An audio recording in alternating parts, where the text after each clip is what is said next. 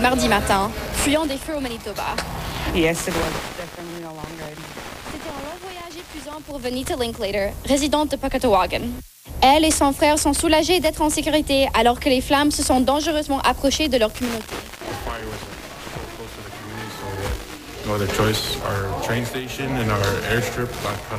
Après que le brasier eut menacé l'aéroport et la gare, ils ont été coincés pendant des jours. Une fois à Winnipeg, ils ont pu poursuivre leur trajet. Ces rescapés de petites communautés.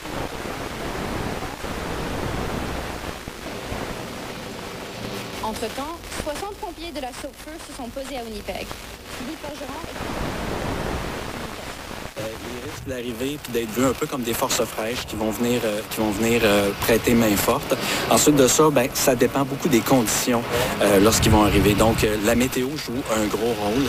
Puis, dans les prochaines semaines, c'est ce qui va dicter la difficulté du travail qui les attend.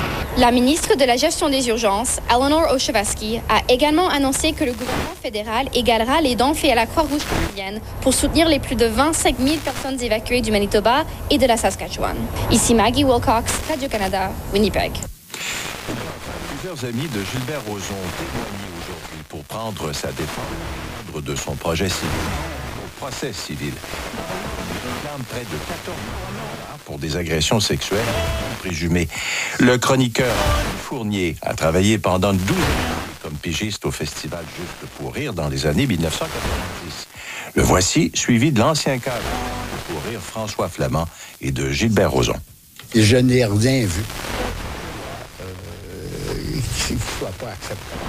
Jamais. J'étais extrêmement apprenant, charmant, womanizer, mais jamais vulgaire, jamais violent. Beaucoup d'intimidation, beaucoup de menaces qui essaient de les empêcher de parler. Et je sais des gens qui viennent pour la justice. Le Premier ministre du Québec, Pierre-Marc Johnson, a lui aussi témoigné. C'était les informations.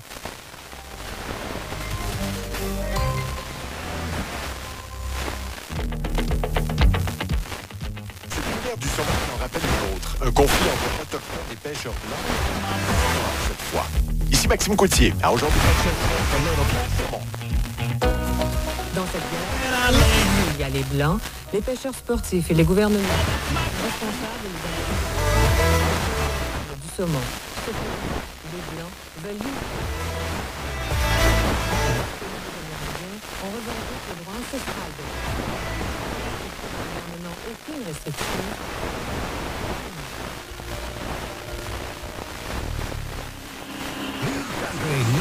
93.1 The Wolf.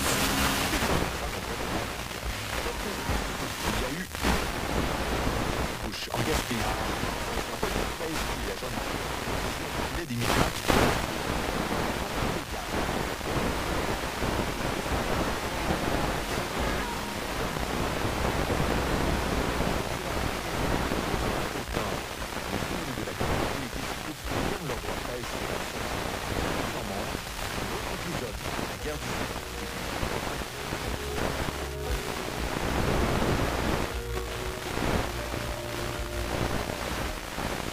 À peu près, je m'en beaucoup actuellement. Ce qu'on ne veut pas, c'est qu'ils veulent la rivière uniquement pour eux. Ce qu'on veut, tout simplement, c'est qu'ils intègrent à la population comme nous, qui a pêché à la mouche, simplement. Monsieur Beaulieu, le président du Québec, nous a affirmé que c'était là l'opinion générale au village. Saint-Pierre n'ait plus le droit de pêcher à l'embouchure de la rivière, comme il l'avait fait l'an dernier. Au blanc du village, qui dit la montée du saumon dans la rivière, encore en restauration, le Saint-Pierre réplique qu'ils pêchent du côté du fleuve et qu'ils sont prêts à faire des tests.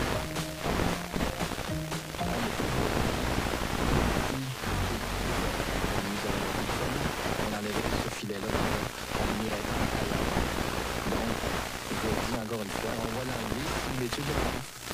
Il semble donc que les Indiens des Escoumins veulent négocier et que leur geste de défiance est purement symbolique. C'est la suprématie de leur droit de pêche qu'ils veulent faire reconnaître en demandant à chaque pays avec le ministère les modalités du Québec. Au propos Escoumins, c'était au Téléjournal le 10 juillet 1981. Pierrot Ross Tremblay, il est professeur à l'Université de Rouen, titulaire de la chaire de recherche en tradition intellectuelle et autodétermination des premiers peuples, lui-même originaire de studio. Bonjour, merci d'être là. Oui, bonjour. Vous étiez tout jeune, hein, lors de 5 ans, mais quel souvenir, vous, ou membres de la communauté? Honnêtement, je suis très jeune, mais les gens de ma génération se rappellent